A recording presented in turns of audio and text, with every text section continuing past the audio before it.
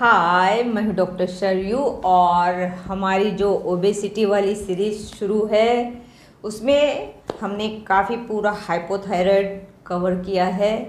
लेकिन आज का टॉपिक थोड़ा हट के मैं लेके जा रही हूँ, वो है mental fitness, psychological fitness. Psychological fitness, मानसिक स्वास्थ्य बहुत ही ज़रूरी है। हर एक इंसान दुनिया में मानसिक रुग्ण तो है ही। आप बोलेंगे ऐसे कैसे है? तो साइकोलॉजिकल फिटनेस के बारे में हम जानते हैं आज। और साइकोलॉजिकल फिटनेस हमारी पर्सनालिटी बनाती है, हमारी पहचान बनाती है।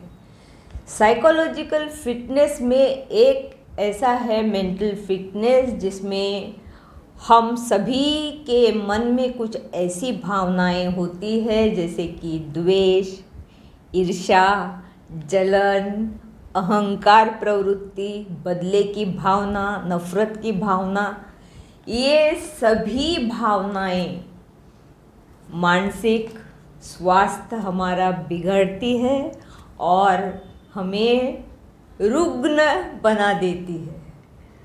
हमें सिम्टोमेटोलॉजी तो कुछ नहीं होती, लेकिन ये सब जो चीज़ें होती है हमारे ब्रेन के ऊपर काफ़ी परिणाम करती है।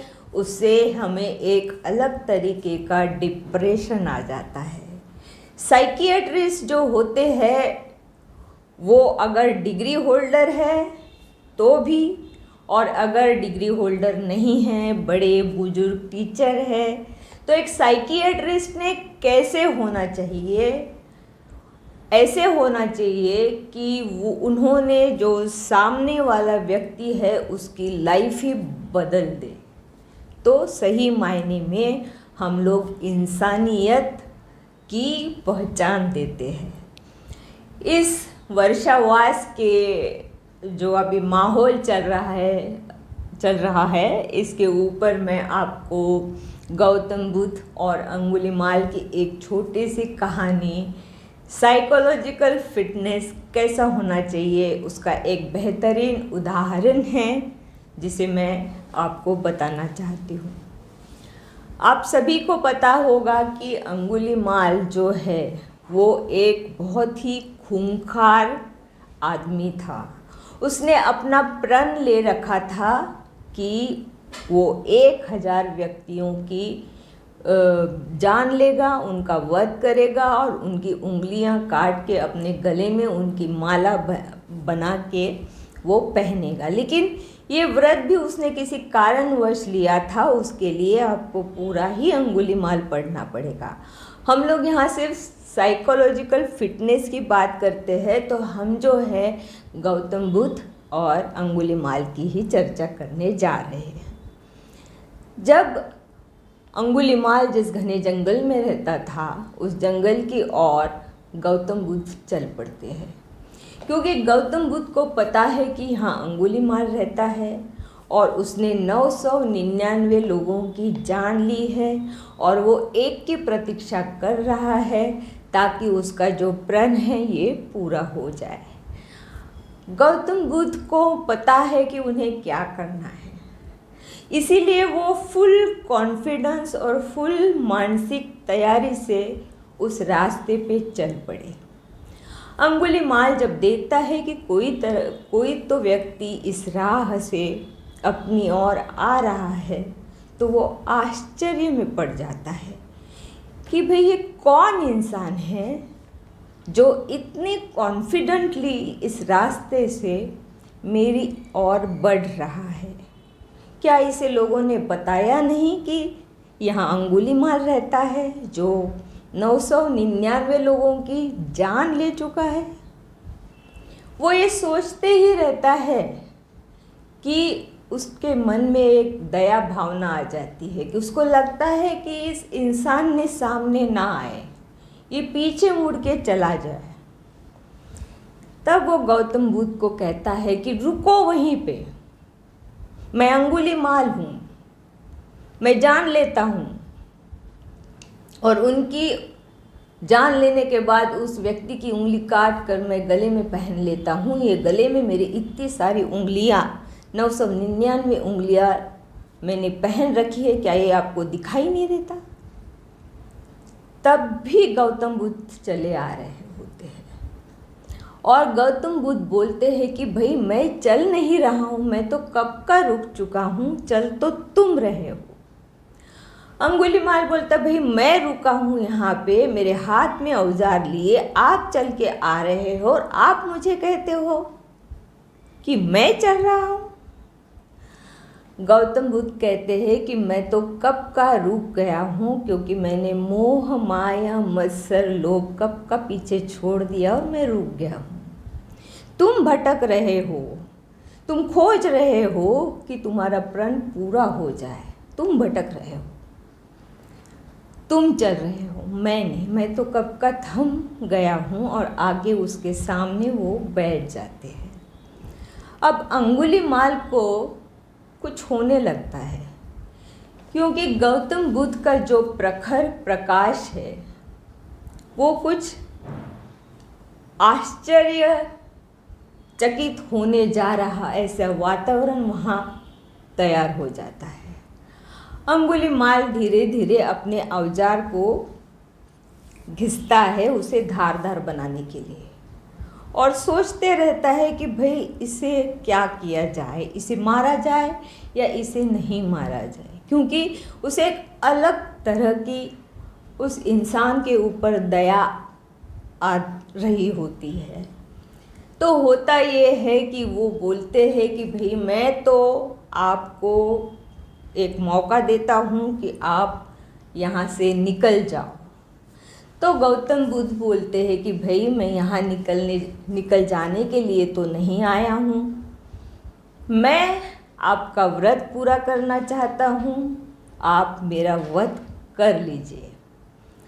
और वो ये भी कहते हैं कि अंगुलीमाल तुम मुझे क्या मारोगे, और जिसे मारोगे वो मैं नहीं हूँ, मुझे कोई मार नहीं सकता। और मारने में कोई बहुत ज़्यादा ऐसा कुछ धैर्य की बात भी नहीं है, कोई मूर्ख भी किसी को मार सकता है। अंगुलीमाल सोच में पड़ जाता कि करे क्या, इस इंसान को तो मैं मार नहीं सकता। वो सोच में पड़ जाता। जब वो सोच में पड़ जाता है तो गौतम बुद्ध उसे कहते हैं कि भाई तुम देरी लगा रहे हो, तो एक काम कर लो, इस पेड़ की शाखा को ही काट डालो।